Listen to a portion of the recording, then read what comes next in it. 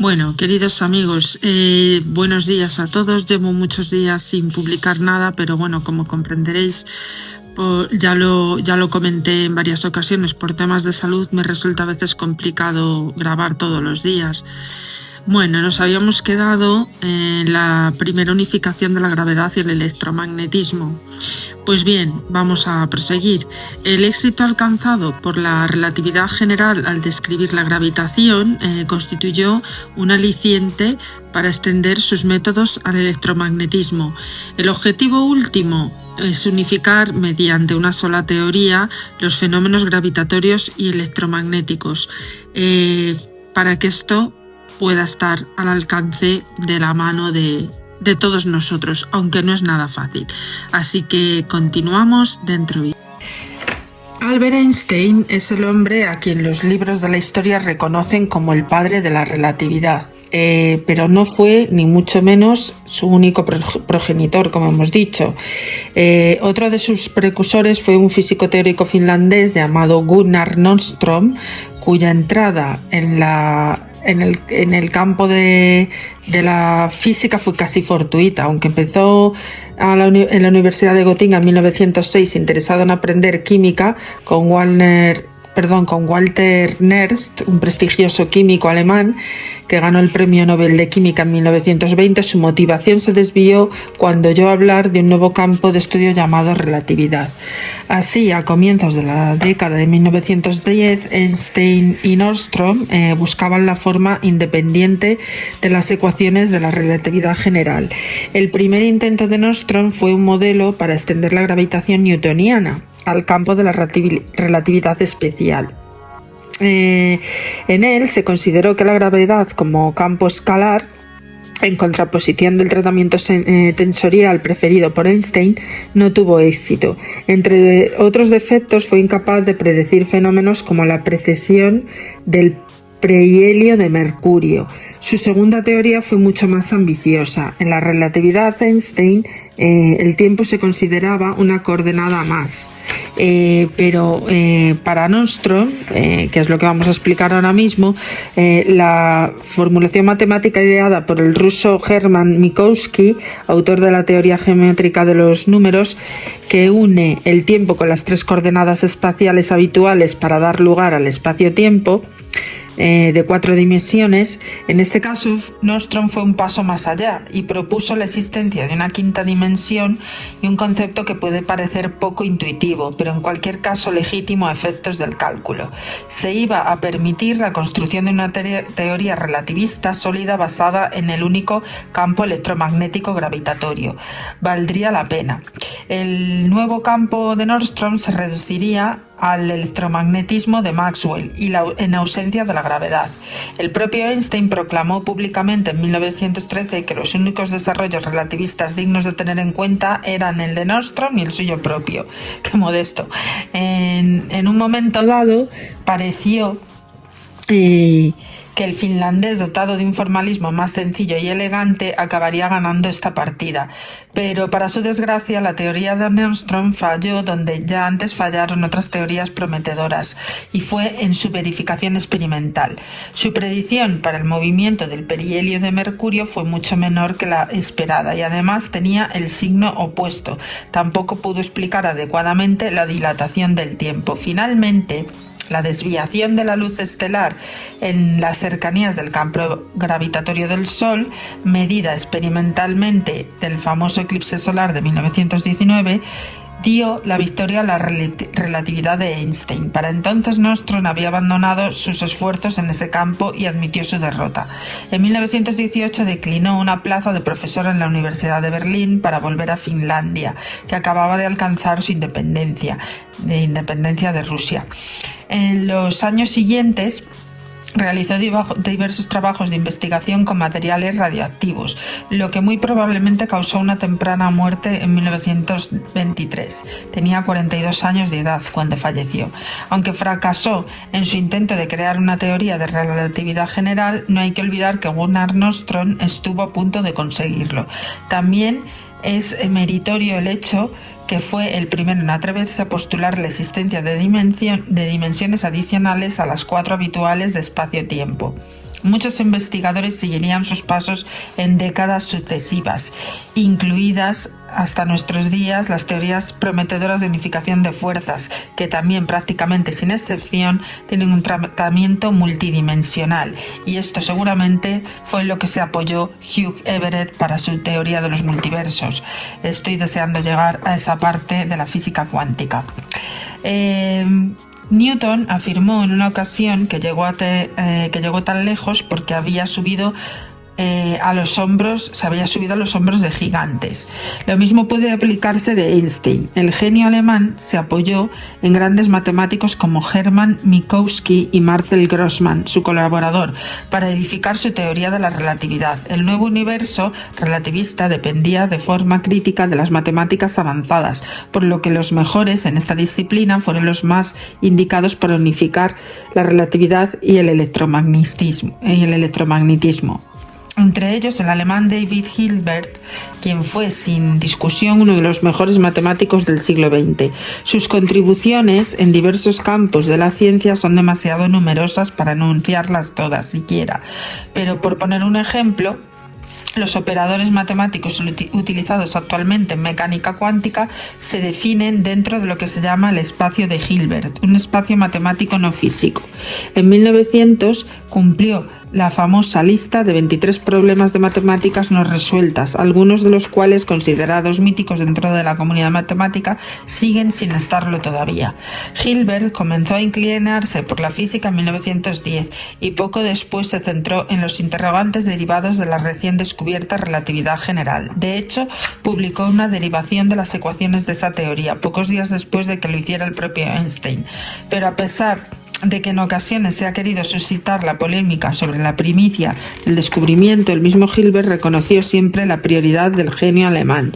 Dada su trayectoria matemática, cuando Hilbert decidió centrar sus esfuerzos en la unificación de la fuerza gravitatoria y electromagnética, se encontró en posición de ventaja. Pocas personas de su época contaban con una mente tan privilegiada como la suya en lo que respecta a las matemáticas, pero lamentablemente se equivocó al cimentar su nueva teoría en una particular visión del electromagnetismo propuesta por el físico Gustav Mie, en la que recuperaba ya entonces la obsoleta teoría del éter. En 1910, Mie había publicado un libro de texto donde el electromagnetismo se convertía en una nueva teoría del éter, esa sustancia sutil que supuestamente permitía la transmisión de ondas electromagnéticas y que el experimento de Michelson y Morley había desacreditado 20 años antes.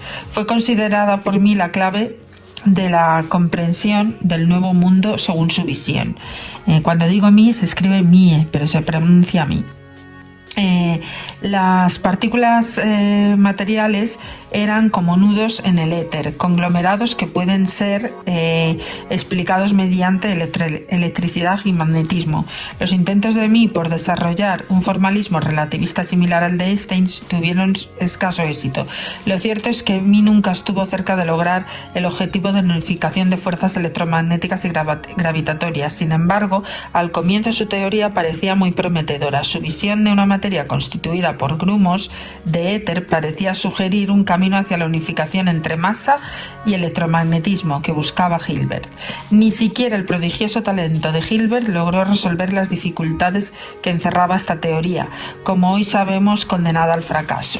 En la versión inicial del formalismo, el electromagnetismo se definía como la interacción fundamental a la cual se deriva la gravitación. Pronto tuvo que rectificar y adoptar una versión opuesta centrada en la gravedad. Finalmente tuvo que darse por vencido tras su intento de extender esta teoría de la relatividad, que no fructificó, aunque sus más y notables contribuciones matemáticas en multitud de campos siguen siendo ampliamente reconocidas. En cuanto a Gustav Mie, también alcanzó el reconocimiento de la comunidad científica, aunque por motivos muy diferentes. Su manual sobre el electromagnetismo, publicado en 1910 y considerado por él mismo la obra más relevante de la carrera, cayó en el olvido, salvo como ejemplo de teoría fallida. Sin embargo, 2 años antes, en 1908, publicó un artículo sobre la interacción entre ondas electromagnéticas y partículas esféricas en suspensión coloidal, basado en las ecuaciones de Maxwell, que resultó mucho más fructífero. Los resultados de este artículo conformaron lo que hoy se denomina teoría de Mie y la interacción entre la luz y esferas denominada dispersión de Mie, que es ampliamente conocida y usada en las áreas como la física de la atmósfera. Por otro lado, Hilbert fue uno de los grandes matemáticos del siglo XX que se sintieron atraídos por la nueva relatividad general descubierta por Einstein, un campo que requería herramientas matemáticas avanzadas. En algunos casos, aún por desarrollar, vinieron nombres como Hermann Weyl, al que debe unirse a la lista, porque a pesar de no alcanzar el éxito suyo, es el mérito de abrir un trabajo que sigue desarrollándose en nuestros días, la de las teorías de Gauge. Traducir el término gauge en minúscula, según suena G-A-U-E-G-E, al castellano no era tarea difícil. Puesto que el significado en física es bastante distinto al del habla cotidiana. Se ha intentado traducir como norma, calibre, galga, aforo y otros términos, pero no hay consenso en cuanto a cuál es el término más adecuado. Quizás por eso los científicos del ramo tienden a usarlo el vocablo en inglés, como gauge, aunque para mayor implicación es la traducción al inglés de un término alemán que significa así algo como calibración o graduación, pero lo importante, más que considerar su traducción, es entender su significado, obviamente. El concepto de Gauge implica grados de libertad redundantes que pueden reducirse mediante la transformación adecuada. Para entenderlo, imaginemos que calculamos la velocidad de un cuerpo que ha sido arrojado desde cierta altura. Una manera de hacerlo es calculando la energía mecánica total, que no es sino la suma de su energía cinética y su energía potencial, y utilizar el principio de conservación de la energía, que afirma que la cantidad total de energía de cualquier cuerpo físico aislado permanece invariable con el tiempo. Recordemos ahora que la ley de gravitación universal de Newton nos indica que el valor de la energía potencial es un cuerpo de masa en una región con una aceleración gravitatoria donde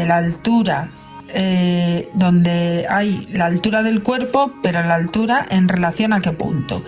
En realidad disponemos de un grado de libertad indeterminado, en el sentido de que es posible escoger la posición a altura cero de diversas maneras. Podemos decir que altura h es igual a 0 a nivel del suelo o azotea del laboratorio, o a una altura de 1552 metros de donde nosotros queramos. Tenemos, por tanto, la libertad de hacer nuestra elección de la altura, sin restricciones, en el entendido de que el resultado, en último término, el principio físico que estamos utilizando, no se verá afectado. Las leyes gravitatorias son en este caso invariantes frente a cambios de la elección de nuestro origen. Lo que voy a hacer es dejaros copia de estas teorías y sus fórmulas para que podáis practicar y entender a qué me refiero, ya que citado así resulta un poco complejo. El gauge, por decirlo de alguna manera, es una extensión de este concepto. En determinadas condiciones podemos escoger un gauge, algo así como altura inicial de nuestro ejemplo, lo que permite definir una teoría de Gauge como de forma que resulte invariante frente a ciertas transformaciones. Los ejemplos de Gauge en campos como la relatividad suelen ser complicados, ya que aparecen de forma de derivadas, y las reglas que determinan su valor imponen restricciones a la forma en que deben de tener ecuaciones físicas. Las ecuaciones de Maxwell resultan covariantes, es decir, no cambian ante las transformaciones Gauge. Eso dio motivos a Weyl para pensar que quizá fuese posible extender esa covariancia al campo gravitatorio, y de modo que intentó unificar el electromagnetismo y la gravedad. Fue el primero que trató de explicar el concepto Gauge en una teoría, y sus esfuerzos ayudaron a popularizar este término. Muchos otros investigadores futuros aplicarían este concepto en teorías del campo unificado. En el 18, Weyl formó en 1918 quiero decir, Weil formuló la teoría de Gauss aplicable al formalismo de la relatividad general. Su idea fue considerada elegante por diversos científicos de su tiempo, pero en su interior acechaba el error fatal de que Einstein, colega amigo suyo, vio claramente desde el principio, y es que según la teoría de Weil, la forma en que el reloj mide el tiempo no depende solamente de su posición actual, sino de las posiciones en las que ha estado anteriormente. Si en lugar de un reloj nos refiriésemos a un átomo de hidrógeno, el conjunto de frecuencias a las que emitirá la radiación dependerá de su ubicación tanto actual como pasada. Dicho de otra forma, el comportamiento del átomo dependerá de su historia. Nos vamos a quedar con esta frase, lo que contradice la evidencia experimental, ya que podemos observar que átomos de hidrógeno radiando por todo el espacio y todos lo hacen de la misma manera. Hermann Weil siguió intentando mejorar su teoría hasta 1921, que se dio por vencido, y dedicó sus esfuerzos a diferentes campos matemáticos, teorías de grupo, álgebra, tensores, en fin. Sin embargo, algunas de sus contribuciones a la relatividad siguen vigentes, como el llamado tensor de Weil, que forma parte de las ecuaciones de campo de Einstein, que dejaré, por cierto, las teorías de Gauge en formulación colgadas en el espacio, ¿vale? Incluso su tratamiento de los campos de Gauss resultó cómodo para el naciente campo de mecánica cuántica, donde ha encontrado un fértil nicho hasta nuestros días. En cuanto al asunto de las dimensiones enrolladas, 2 años antes del fallecimiento de Gunnar Nordström, la idea de que la quinta dimensión volvió a renacer con un planteamiento diferente. Nordström, al introducir una dimensión adicional de espacio-tiempo, planteó una mera herramienta matemática de significado vacío, es decir, sin significado alguno físico, como ya advirtió Einstein. El uso de estas 3 dimensiones espaciales solo era admisible como apoyo matemático, no se debía ir más allá. Entre otros motivos, el planteamiento de Nordström se demostró inviable porque este había utilizado la relatividad especial como explicación más restringida. El mérito de intentarlo por primera vez con el nuevo marco de la relatividad general correspondió al matemático alemán Theodor Kaluza en 1919. Kaluza intentó resolver esas mismas ecuaciones en un espacio de 5 dimensiones, 4 espaciales y una temporal, y descubrió que las ecuaciones de la relatividad general, por un lado, y las del electromagnetismo, por otro, surgían de modo natural. ¿Cómo lo consiguió? Su éxito fue debido a un detalle. Consideró la quinta dimensión como una dimensión espacial real y en cierto modo separada de las otras 4. Como resulta difícil imaginar el concepto de 5 dimensiones, pondremos un ejemplo tridimensional. Imaginemos por un momento que vivimos en un universo plano, de 2 dimensiones. Olvidemos por un momento el tiempo. Nos movemos libremente a lo largo y ancho de la hoja plana, en una hoja plana. Ahora supongamos que enrollamos esa hoja hasta formar un cilindro. De repente la situación cambia. Ya no es lo mismo viajar en una dirección que otra. Un movimiento perpendicular al eje del cilindro nos hará volver a la posición de partida. Mientras nos movemos en dirección al eje, nos llevará por un camino de distinta longitud. Esto es lo que el profesor en la serie de Stranger Things explica de las dimensiones para atravesar el portal. Lo del equilibrista, acordaros de esa imagen. Esto es lo que define ese ejemplo. Cuando Kaluza desarrolló su teoría pentadimensional, observó que sus resultados arrojaban 2 conjuntos de ecuaciones de la relatividad general de Einstein y las del electromagnetismo. Debió ser para él uno de los maravillosos momentos eureka, preludio de grandes descubrimientos teóricos. Kaluza escribió a Einstein en 1919 y este le animó a publicar su teoría, cosa que hizo en 1921. A pesar del apoyo del genio alemán, al principio de la novedosa teoría de Kaluza no tuvo mucho éxito. Inventarse una dimensión para meros efectos de cálculo era aceptable, pero la introducción en una dimensión física real era algo que la comunidad de científicos no estaba dispuesta a tomarse a la ligera. La vida profesional de Kaluza se hizo difícil. En el 26, Kaluza llevaba casi 2 décadas en la Universidad de Königsberg como docente privado, un cargo de profesor no permanente. Ciertamente, hablar de nuevas dimensiones no le ayudó a prosperar, más bien le alejó de las posibilidades de un ascenso. Fue entonces cuando apareció en escena una persona cuyo nombre ha quedado asociado al suyo en los anales de la física, Oscar Klein, un físico teórico sueco que convirtió el complemento ideal para el matemático Kaluza. Klein decidió tomar la teoría de Kaluza y añadirle unos principios de mecánica cuántica a la teoría, campo de gravitación, entonces en pleno auge, para postular una descripción física de la quinta dimensión. De acuerdo con la idea de Klein, dicha dimensión era una especie de bucle circular. La situación nos recuerda a una tira de velcro donde cada punto de la superficie es en realidad un minúsculo ganchito. El espacio sería algo similar, con pequeñas circunferencias cerradas en cada punto, lo que permite compactificar o enrollar esa dimensión extra en una forma que no suele manifestarse en nuestra vida cotidiana. La pregunta surge de inmediato: si esa quinta dimensión existe, ¿por qué no podemos verla? Klein, usando argumentos de mecánica cuántica, afirmó que es demasiado pequeña para poder observarla. El radio del bucle que representa la quinta dimensión sería del orden de 10 a la menos 35 metros, elevado a la menos 35 metros, quiero decir, una longitud ínfima para allá en todo lo imaginado hasta entonces. El radio de un protón sería 1 millón de millones de veces mayor.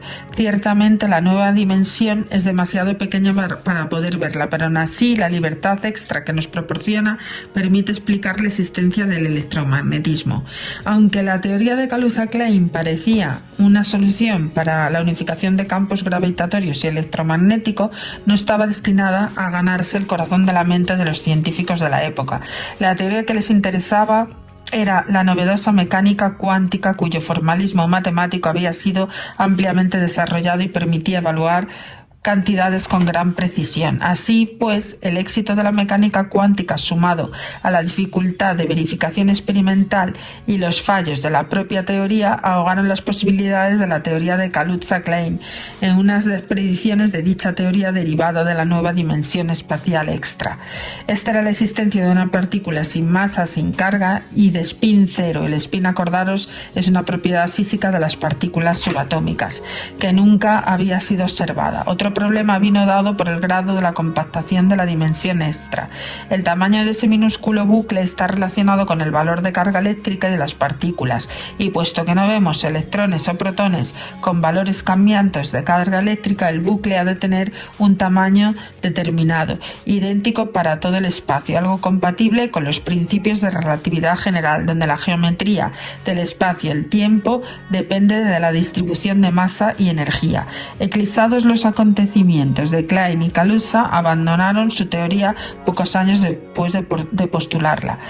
Kaluza dedicó el resto de su carrera a desarrollar modelos atómicos y Klein continuó notables descubrimientos de mecánica cuántica, como el desarrollo de la primera ecuación de ondas relativistas, reconocido hoy con el nombre de la ecuación Klein-Gordon. El propio Einstein jugó con 5 dimensiones en los años siguientes a la aparición de su teoría, pero esta parecía condenada al olvido.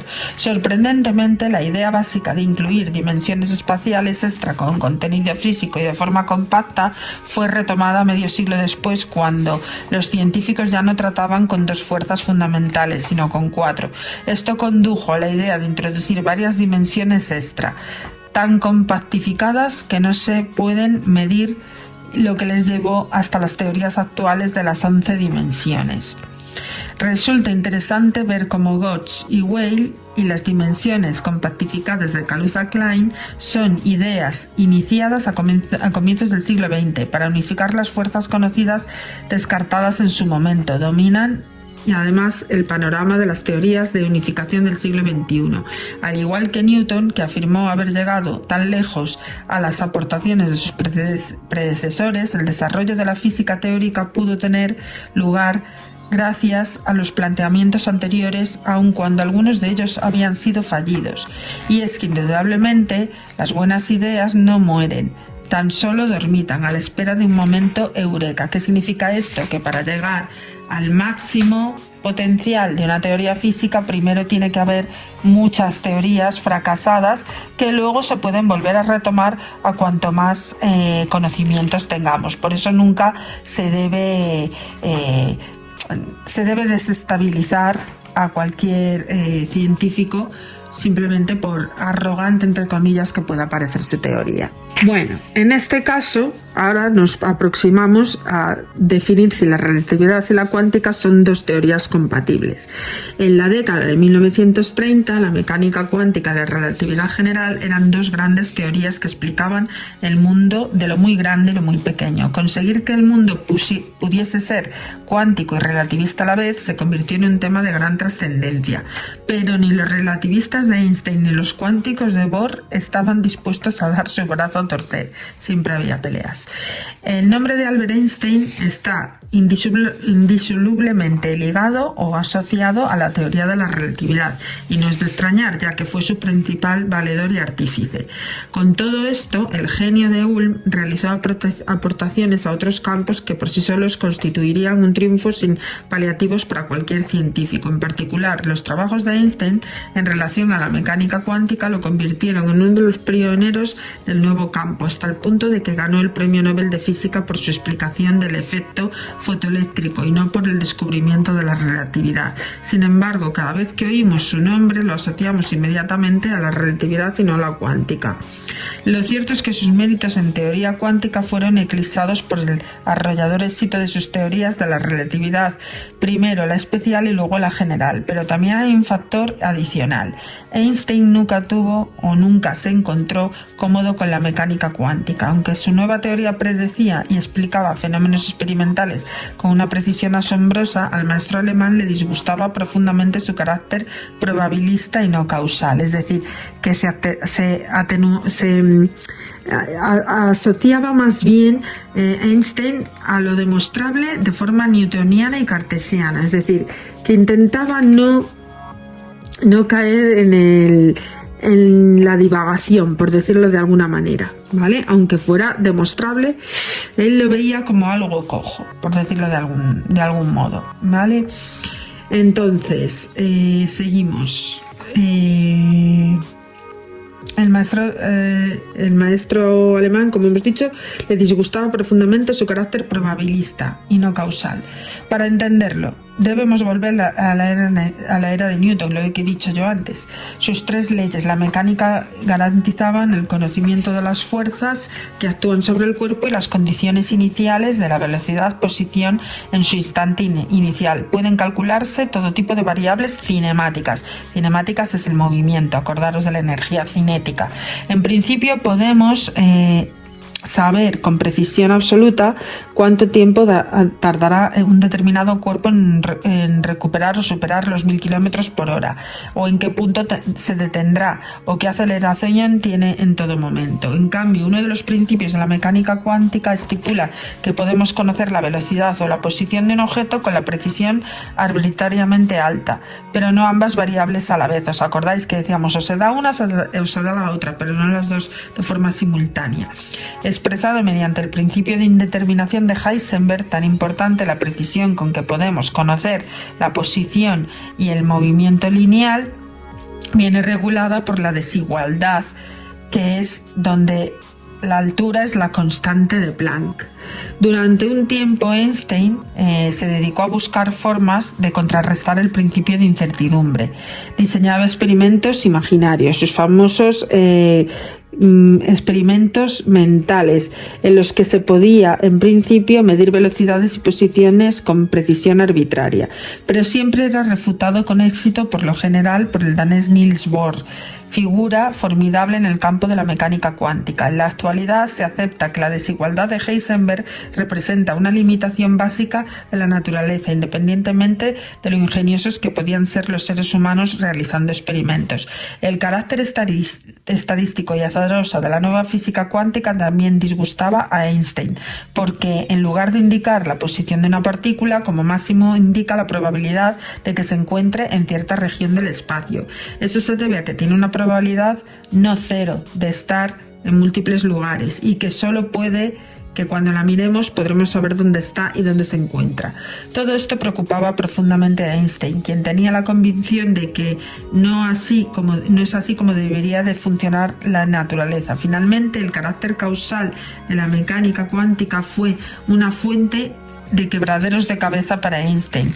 El principio de causalidad clásica indica que un efecto sigue a su causa y pulsa el botón de causa y el ascensor sube. Efecto. Estamos acostumbrados a que la causalidad es lo que es y tenemos que verla como algo lógico y de sentido común. Por eso es precisamente lo que falta en el mundo cuántico. En el mundo cuántico no se mueven así. En particular, ninguna norma cuántica estipula que los cuerpos o la información no puedan viajar a mayor velocidad que la luz o que la relatividad especial implica en el fin de la causalidad. El experimento de EPR, la paradoja de Einstein, Podolsky y Rosen. Superar la barrera de la luz fue probablemente un factor determinante por el cual Einstein se opuso a la mecánica cuántica tal y como estaba planteada entonces. El principio de causalidad o carácter azaroso de las leyes naturales son cosas que pueden no gustar, pero con las que un científico puede vivir. Ahora bien, violar el límite de la velocidad de la luz era algo que su descubridor de la relatividad general no estaba dispuesto a tolerar. Por ello utilizó ese principio para imaginar un experimento mental. En su opinión, demostraría de una vez por todas que la mecánica cuántica, aunque exitosa, no era una representación completa de la realidad. En mayo de 1935, la revista Physical Review publicó un artículo llamado ¿Puede considerarse completa la descripción de la realidad física mecano-cuántica?, donde se presentó que desde entonces se conoce como la paradoja EPR, por las iniciales de los autores Albert Einstein, los norteamericanos Boris Podolsky y Nathan Rose. Para explicarla, nos recurriremos al original de este artículo, sino que nos basaremos en la reformulación de la paradoja propuesta por Born y Aharonov en 1957. Supongamos que hacemos chocar un electrón y un positrón, partículas con la misma masa y carga eléctrica distinta. El primero la tiene negativa y el segundo positiva, y que ambas partículas se aniquilan dando lugar a fotones que llamaremos A y B. En el proceso, por supuesto, se ha de conservar la energía del sistema, pero hay otra cantidad que debe conservarse, llamada spin, que recordemos es una propiedad intrínseca de las partículas subatómicas. El electrón y el positrón tienen un spin total igual a 0 y por tanto también dos fotones que surgen del choque de ambos. Como un fotón tiene un spin igual a una unidad, ello resulta que uno de los fotones tiene un spin positivo y otro positivo con valor 1 y otro negativo con el valor 1. En el mundo clásico podemos medir el spin de los fotones para averiguar cuál tiene el spin positivo, y en el mundo cuántico también, con la particularidad de que no efectuamos la medida, no podemos asignarle un spin concreto a ningún fotón. Cada uno de ellos está en una superposición de estados de spin 1 positivo y uno negativo, es decir, que se dan simultáneamente y de modo análogo, como el gato de Schrödinger encerrado en su caja está a la vez vivo y muerto. Es decir, que no puede ser, o sea, es que eso es una locura. ¿Cómo puede estar vivo y muerto a la vez? Pues esto es igual. ¿Cómo puede ser positivo y negativo a la vez? Cuando observamos el fotón A, sabremos que el valor definido del spin en ese momento es lo que vemos en la figura 1, que os pondré luego aquí, ¿vale? Digamos que finalmente hasta ahora solamente hemos demostrado que podemos conocer el spin del fotón observando el fotón A. Sí, el del B lo podemos observar a través del fotón A. Pero ahora viene la parte interesante. Si tomamos los fotones A y B, los metemos en cajas para que nadie pueda observarlos y los separamos, podemos tomar el fotón B y enviarlo muy lejos, por ejemplo, a otro extremo de la galaxia. Y nuevamente medimos el fotón A y sale el spin positivo. Y eso nos dice que el spin del electrón B ha adoptado el valor -1, figura 2. Y aquí está el problema. ¿Cómo puede el fotón B saber que su spin es -1? ¿Cómo se transmite esa información a distancia? Pues a una distancia tan enorme, la lógica nos dice que ambos fotones deberían de ser independientes, según el principio de localidad. Y si hubiese alguna interacción entre ellos, esta debería viajar como máximo a la velocidad de la luz, de acuerdo a la relatividad especial. Pero el experimento de los fotones nos dice que esa información se transmite de algún modo mediante una acción fantasma, entre comillas, una velocidad prácticamente infinita, lo que viola tanto la relatividad como el principio de localidad. Y es que quizá las partículas ya sabían que el spin les correspondía antes de que iniciaran su viaje. Pues probablemente, porque la física es así. Einstein apostaba con toda seguridad por la segunda posibilidad, que ya lo sabían. En su opinión, la mecánica cuántica estaba incompleta porque no proporciona la descripción completa de la realidad. Dicha descripción vendría dada por un conjunto de variables ocultas, propiedades a las que no tenemos acceso, quizá porque resulta imposible debido a algún principio básico o porque no hemos sido capaces de encontrarlas por el momento, pero que de conocerlas nos darían una información posible sobre el sistema. Según esta interpretación, los fotones A y B parten con valores ya de spin prefijados, lo que cuando medimos el spin con el fotón A y nos da positivo y deducimos que el fotón B tiene un spin negativo, pero que no es que esa información haya bajado a la velocidad infinita en virtud de la acción fantasma, sino que sencillamente el fotón B siempre ha tenido un spin negativo. Como las variables ocultas son locales, sabemos que no ha habido acción de distancia entre ambos fotones. Niels Bohr y otros físicos discreparon de esta idea. Para ellos, el comportamiento del sistema de los fotones A y B ha de tener un origen común y están descritos mediante la función matemática llamada función de onda.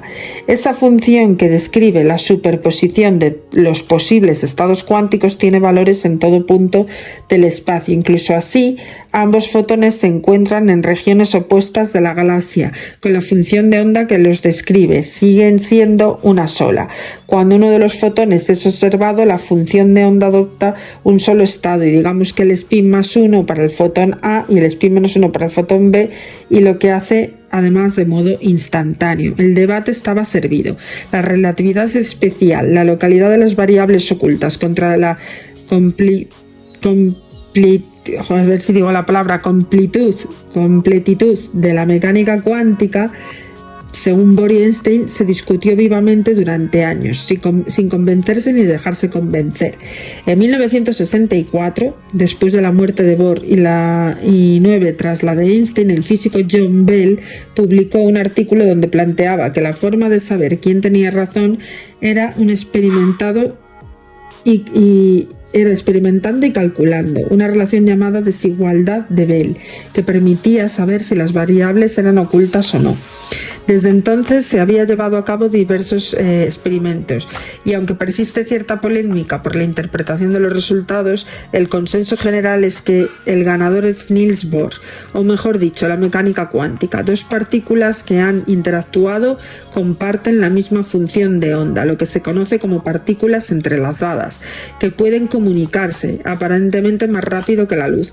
Como a esas velocidades superlumínicas no existe realmente una transferencia de energía o de información, no se violan los principios de la relatividad especial.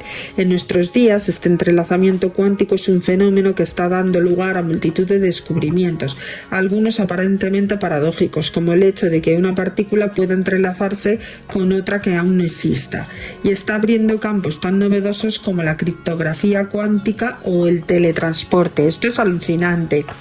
La incompatibilidad de caracteres entre ambas teorías. Es cierto que el sueño de Einstein era demostrar la incompletitud de la teoría cuántica mediante la paradoja que hemos dicho EPR, y que no surtió efecto, o incluso en caso de haber sido victorioso, se hubiera enfrentado a otros obstáculos fundamentales que todavía hoy impiden una armonía entre el mundo de lo muy grande y el de lo muy pequeño. Algunos de los más importantes son la continuidad o discretización, que dice que la relatividad general es una de la ley de las cuyas ecuaciones tienen forma diferencial, y es decir, que sucede Un punto depende de su relación con los puntos inmediatamente cercanos al espacio y el tiempo, y se trata de una teoría del continuo donde podemos suponer que por muy cerca que se encuentren dos puntos del espacio-tiempo, siempre podemos insertar otro punto entre ellos. Por el contrario, la mecánica cuántica es una teoría discreta, no continua. Un fotón de radiación tiene la energía proporcional a su frecuencia y esa energía no puede ser adoptada por cualquier valor. Entonces, seguimos. Después nos encontramos que el propio espacio-tiempo deja de ser continuo en la mecánica cuántica. El principio de indeterminación de Heisenberg fuerza la cuantización del espacio y como consecuencia existe un tamaño mínimo denominado longitud de Planck, por debajo del cual los conceptos como espacio y longitud dejan de tener sentido.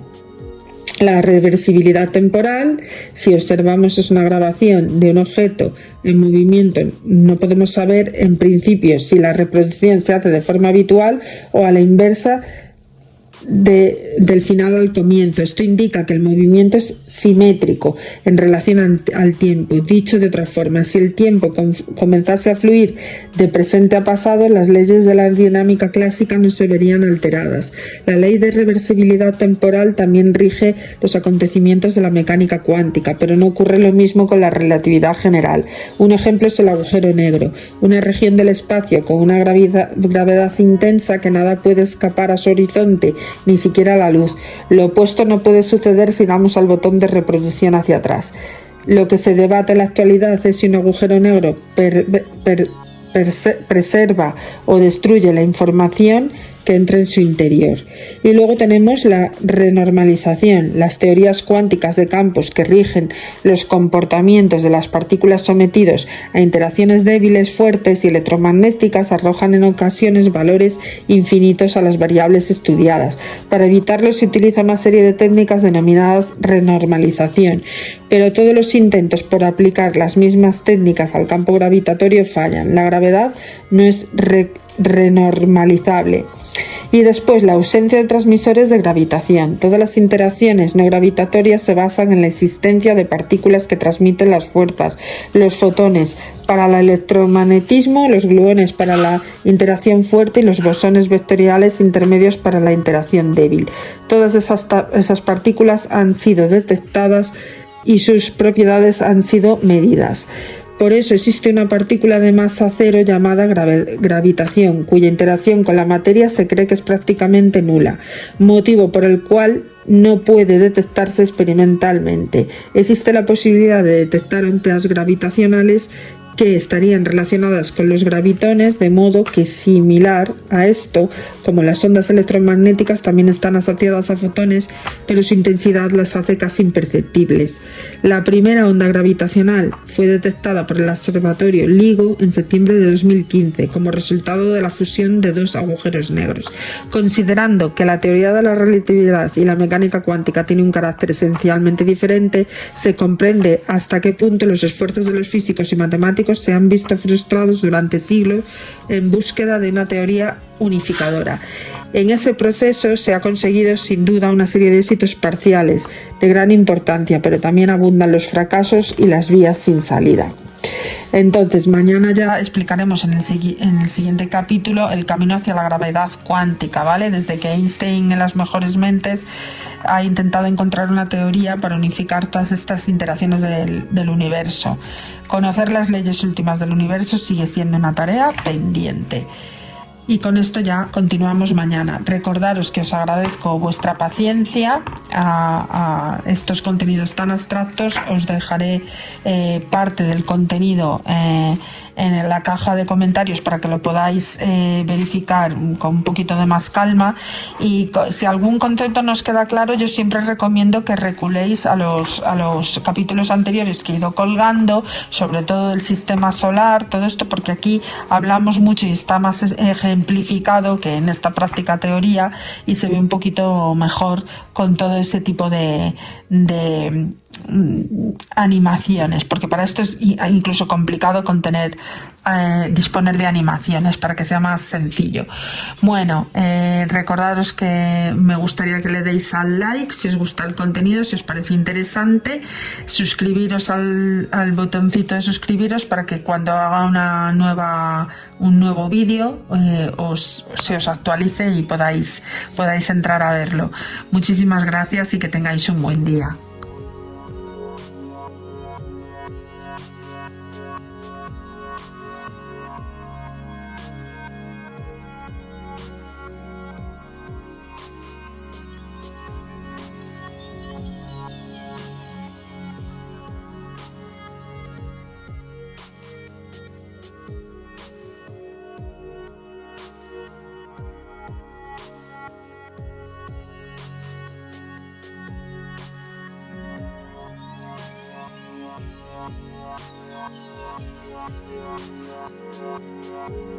Thank you.